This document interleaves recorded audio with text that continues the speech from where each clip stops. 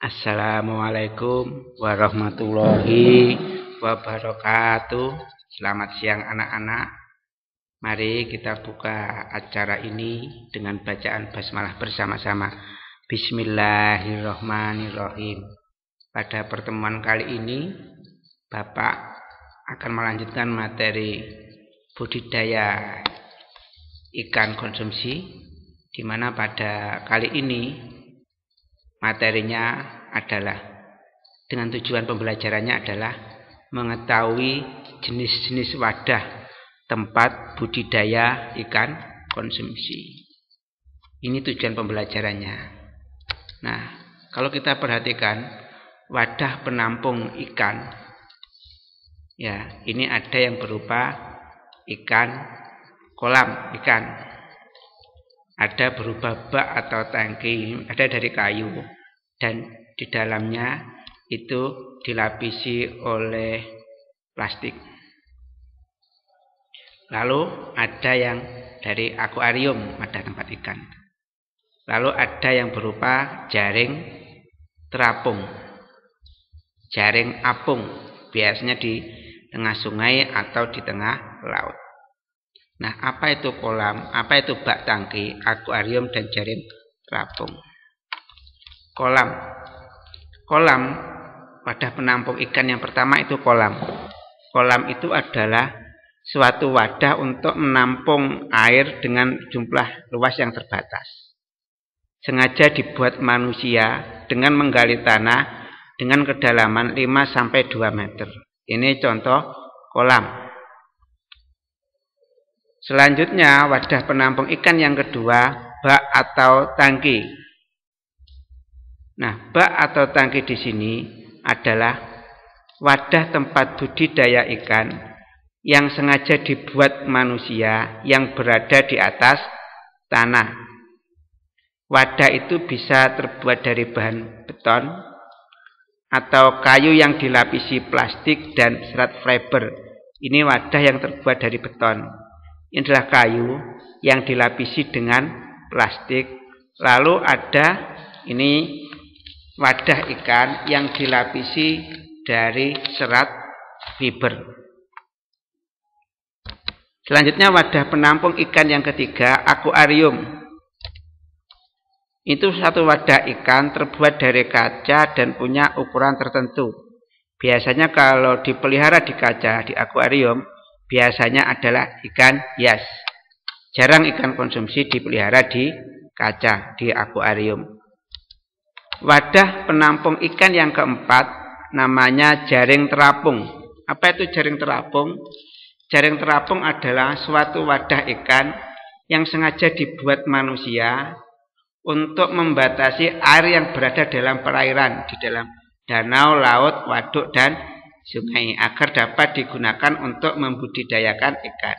Biasanya ada jaring-jaring di tengah lautan, di tengah sungai. Nah, biasanya di sini itu ikan-ikannya cepat pembesarannya karena airnya selalu berganti. Airnya bersih, airnya tidak tergenang. Efektif pemeliharaan ikan itu di air yang mengalir, bukan air yang tenang atau tergenang. Selanjutnya ada 3 sistem budidaya ikan pada daya air kolam. Yang pertama kolam tradisional, ini contoh kolam tradisional. Keseluruhan kolam itu dari tanah, pinggirnya dari tanah, alasnya juga dari tanah. Ini biasanya gampang habis airnya, ya, gampang mengering sehingga perlu air yang sangat banyak. Lalu yang kedua kolam semi intensif. Ini pematangnya dari tembok, pematangnya ini dari tembok, tapi dasarnya dari tanah. Lalu ada kolam intensif. Apa itu kolam intensif?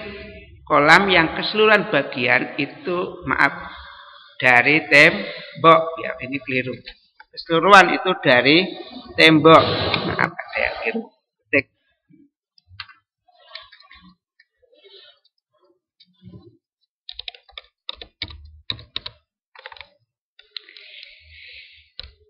Ya.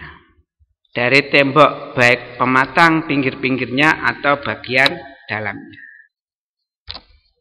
Selanjutnya kolam berdasarkan sumber airnya. Ada kolam tada hujan.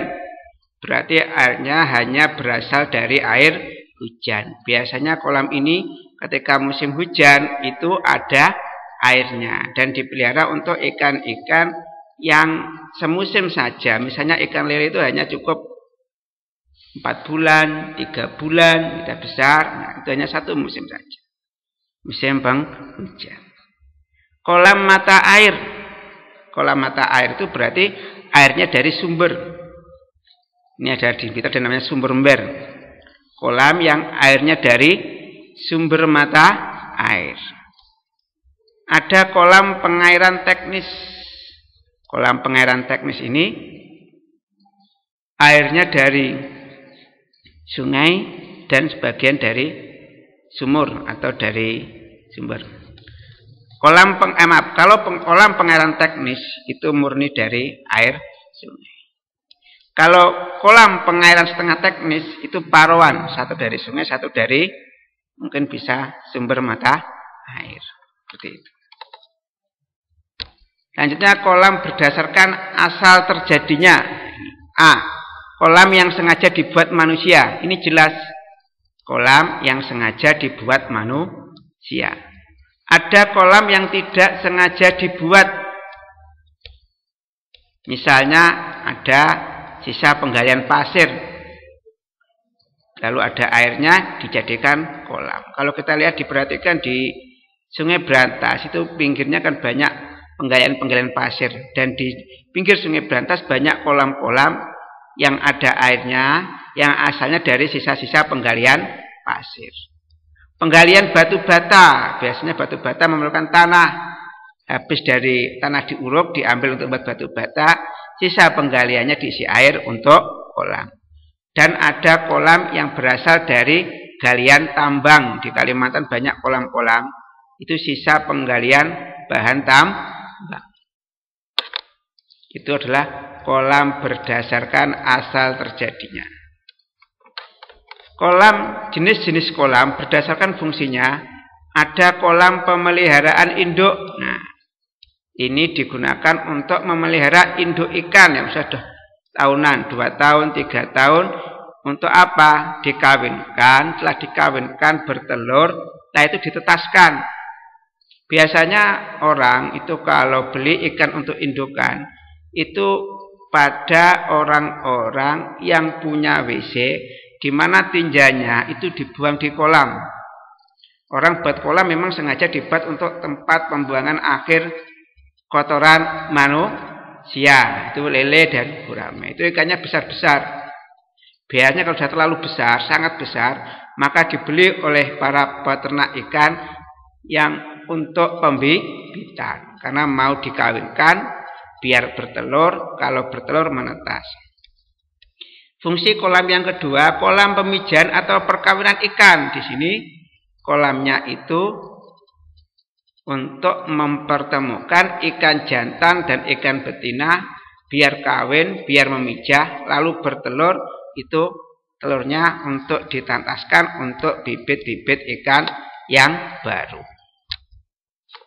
Lalu ada kolam penetasan telur. Kalau sudah bertelur, telurnya diletakkan di sini, di kolam ini, lalu biar menetas. Ada kolam pemijahan, ada ikan lele gurame itu, tempat pemijahan dan tempat penetasan telur itu jadi satu, tidak perlu dipindahkan telur-telurnya. Lalu kolam pendederan itu membesarkan ketika menetas ikan telur ini menjadi larva, masih kecil-kecil.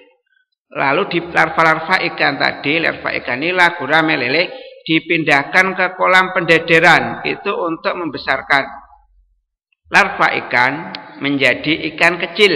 Itu pendederan.